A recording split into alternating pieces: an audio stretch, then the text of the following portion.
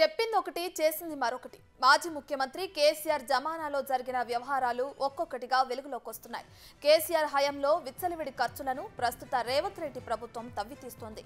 ప్రజలకు చూపించే ప్రయత్నం చేస్తోంది. సచివాలయ నిర్మాణంలో జరిగిన ఓవర్ వేయింగ్ కూడా హైలైట్ గా నిలుస్తోంది. అంచనాలకు మూడింతల ఖర్చుతో సచివాలయ నిర్మాణం చేశారు. ఇప్పటికే కొన్ని పనులు పెండింగ్ లో ఉన్నాయంటే అవి పూర్తి కావడానికి ఇంకెన్ని కోట్లు ఖర్చు పెట్టాలనే విమర్శలు వస్తున్నాయి.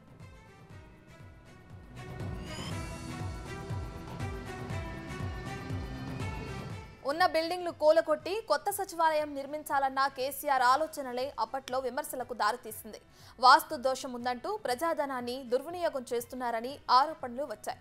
వాటిని లైట్ తీసుకుని నాటి ముఖ్యమంత్రి కేసీఆర్ తాను అనుకున్న రీతిలో ముందుకెళ్లారు. 400 కోట్లతో కొత్త సచివాలయం నిర్మిస్తున్నామని చెప్పారు ఆయన. ఆ 400 కోట్లు ఇప్పటికీ 110 కోట్లు దాటేశాయని అధికారులు అంటున్నారు. మరికొన్ని పనులు ఇప్పటికీ పెండింగ్ లో ఉండటం విశేషం. ఇక మరోవైపు ఫర్నిచర్ సరఫరాను నామినేషన్ పద్ధతిలో షాపూర్జీ పల్లోంజీకే ఇవ్వడంపై అనుమానాలు వ్యక్తమవుతున్నాయి. నాణ్యత లేని ఫర్నిచర్ సరఫరా చేశారని ఉద్యోగులు చెబుతున్నారు.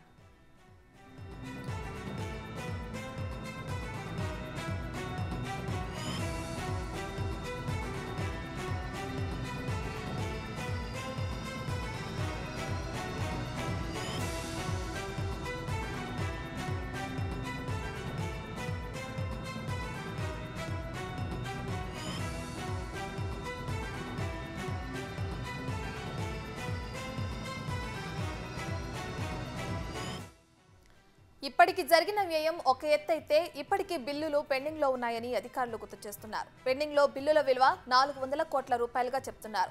ఎలాంటి వర్క్ ఆర్డర్ లేకుండానే సచివాలయంలో ఇంటర్నెట్ ఏర్పాటులోనూ అవకతవకలు జరిగాయంటూ ఆరోపణలు వస్తున్నాయి.